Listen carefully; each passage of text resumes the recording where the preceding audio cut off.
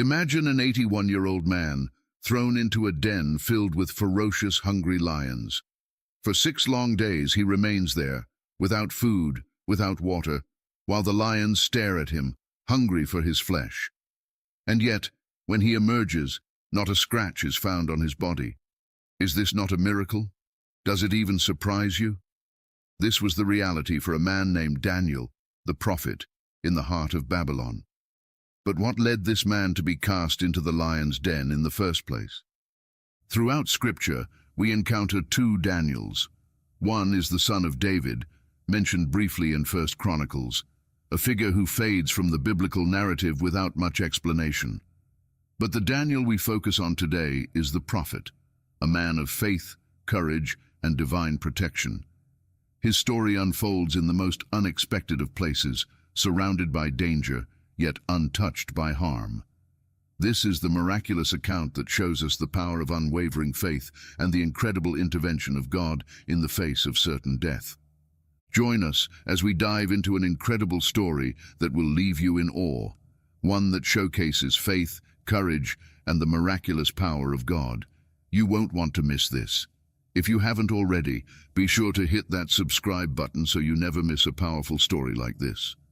Don't forget to like the video, share it with your friends, and drop a comment below. I'd love to hear your thoughts on today's amazing journey. Daniel, whose name means God is my judge, was born around 620 BC into a royal family in Judah. Like Ezekiel, he grew up during the final years of the kingdom of Judah, a time when the mighty Babylonian Empire, under King Nebuchadnezzar, was rising to power. Born into a prestigious Jewish family, Daniel's early years were marked by promise and potential. His family was well respected, and Daniel stood out for his striking looks, sharp intellect, and eagerness to learn. His reputation as a young man with great promise spread quickly, setting the stage for a life that would be anything but ordinary. But Daniel's life was about to change in ways he could never have imagined. The year was 605 BCE, a time when the powerful King Nebuchadnezzar of Babylon was rising. The mighty Babylonian Empire, with its strong ambitions, set its sights on Jerusalem. The city, once a symbol of hope and faith, was now under attack by Nebuchadnezzar's powerful army. The siege was long and hard, and the once thriving city became a battlefield. Amid the chaos, Daniel's life changed forever. As the Babylonian army took control of Jerusalem, Daniel, still a teenager, was captured and taken into exile. The streets that once promised a bright future for him now seemed like distant memories. Far from his home, Daniel found himself in Babylon, a place that was both strange and overwhelming. The grand palaces and towering buildings of Babylon were nothing like the familiar sights of Jerusalem. The splendor of the Babylonian court stood in stark contrast to the emptiness of captivity. King Nebuchadnezzar, seeing the value in the captured nobles, had a plan for the young men he had taken, including Daniel. He decided that they would not just be prisoners, but future leaders of his empire. When Daniel and the other young nobles arrived at the Babylonian court, they were put through strict training to help them fit into the Babylonian culture and government. This was no ordinary schooling. They had to learn the language, literature, and customs of Babylon. The young men were taught about Babylonian society, a culture full of knowledge and wisdom. Their days were filled with studying everything from ancient Babylonian texts to learning the language. This training was meant to prepare them to become advisors and leaders for the king. They were also given rich food and wine from the king's table, a sign of their new high status and an effort to keep them healthy. For Daniel, the change from a noble in Jerusalem to a student in the Babylonian court was both hard and life-changing. Even though he was in captivity, his special qualities stood out. His intelligence, good looks, and ability to learn quickly, which had made him a noble in Judah, became valuable assets in his new life. During the 3 years of training, Daniel's strong character and determination stood out. He not only adapted to the new culture, but thrived in it. His ability to understand and excel in Babylonian ways set him apart from the other young men. His journey from the familiar world of Jerusalem to the magnificence of the Babylonian court showed his strength and ability to adapt. The scene in Babylon was one of incredible luxury, which was a sharp contrast to the destruction in Jerusalem. Despite the splendor, the captives, taken from their homeland, were facing an uncertain future. For Daniel and his companions, this chapter of their lives marked not only a new beginning, but also the fulfillment of an old prophecy. More than 100 years earlier, the prophet Isaiah had warned about the fate of Judah. He had predicted that the treasures of Judah, including its noble sons, would be taken to Babylon. These young men, he said, would be made eunuchs in the Babylonian king's palace. What seemed like a distant prophecy to many was now a painful reality for Daniel and his friends. The young nobles, including Daniel, Hananiah, Mishael, and Azariah, were exactly the ones Isaiah had prophesied about. They had been taken from their homes and were now entering the service of the Babylonian court, fulfilling the prophecy in a very real way. They were not just meant to be servants, but to serve as important figures in the empire, their roles based on their intelligence and noble background. Though they were captives in a foreign land, Daniel and his friends stood out because of their virtues and God's favor.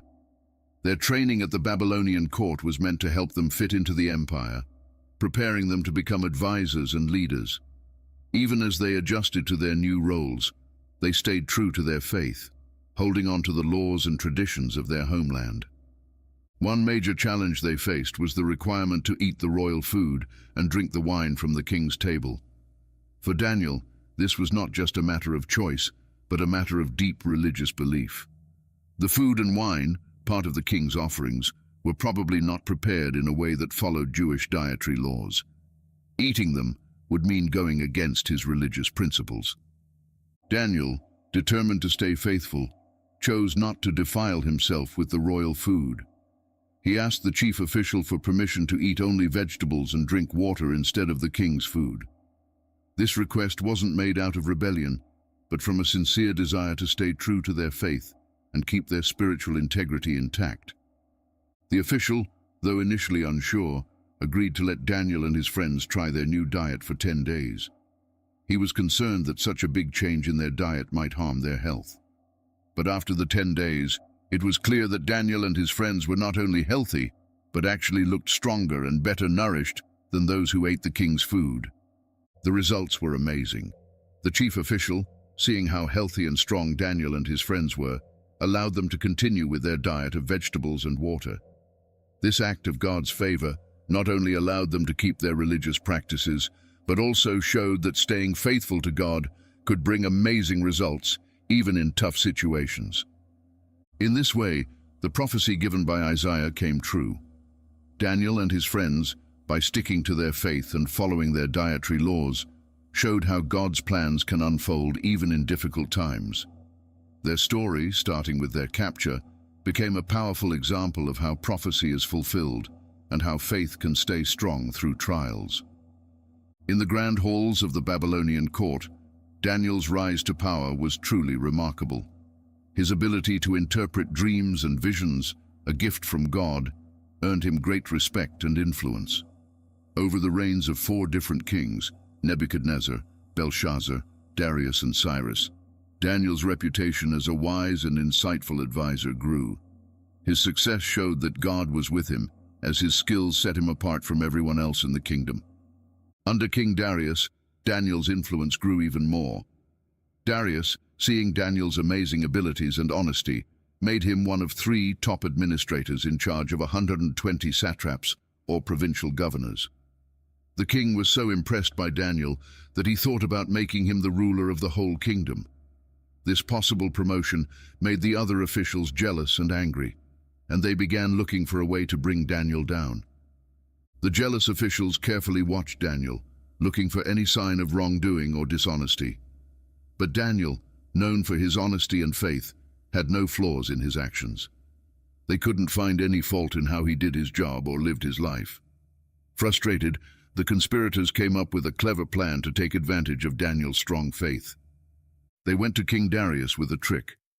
They suggested that the king issue a royal decree saying that for 30 days, No one in the kingdom could pray to any god or human except the king himself. Anyone who disobeyed would be thrown into a den of lions, a punishment that seemed both brutal and effective. King Darius, not knowing their true intentions, signed the decree, making it official. The decree spread quickly, and soon everyone knew that for the next month, anyone who prayed to anyone but the king would be punished. But Daniel didn't let the new law stop him. His devotion to God wasn't based on what was convenient. It was a part of who he was. As usual, Daniel continued to pray 3 times a day. He prayed with his windows open toward Jerusalem, quietly showing his strong faith and connection to his homeland. His enemies, always watching, saw him praying and immediately reported his disobedience to King Darius. The news was a hard blow to the king. Even though he cared for Daniel and hoped that God would save him, Darius was bound by the law of the Medes and Persians, which could not be changed once it was made. The king was deeply sad as he ordered Daniel to be thrown into the lion's den. However, with a glimmer of hope, Darius expressed his sincere wish that Daniel's God would protect him. Daniel was lowered into the den. As the sun set, casting long shadows across the city, a heavy stone was rolled over the entrance of the den, sealing it.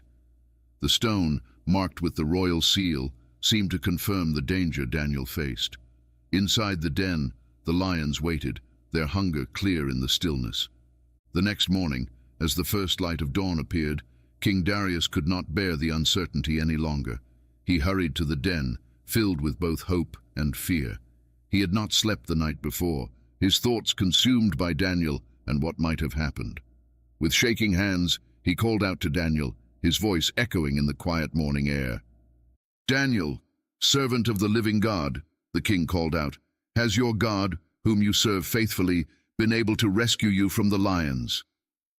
To everyone's surprise, a voice answered from within the den. It was Daniel's voice, calm and steady. "O king, live forever," Daniel replied, his voice filled with gratitude and peace.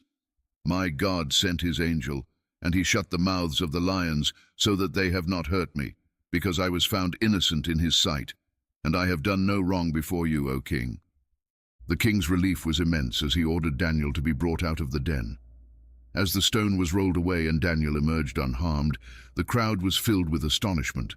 Not a scratch was on his body, and his clothes were completely untouched.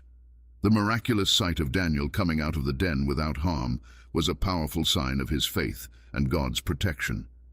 In a surprising turn of events, the conspirators who had plotted against Daniel, along with their families, were thrown into the very den where Daniel had spent the night.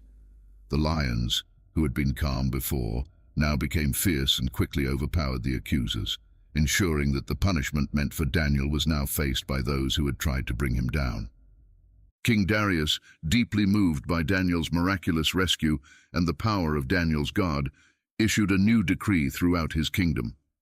He declared that everyone should honor and respect the God of Daniel. The king praised the God who had shown his strength and faithfulness, acknowledging him as the true and living God who rescues and performs wonders.